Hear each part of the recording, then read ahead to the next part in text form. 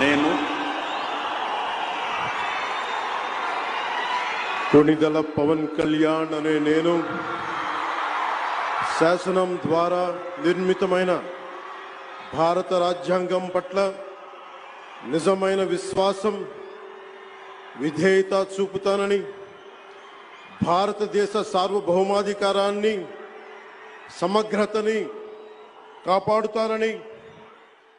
ఆంధ్రప్రదేశ్ రాష్ట్ర మంత్రిగా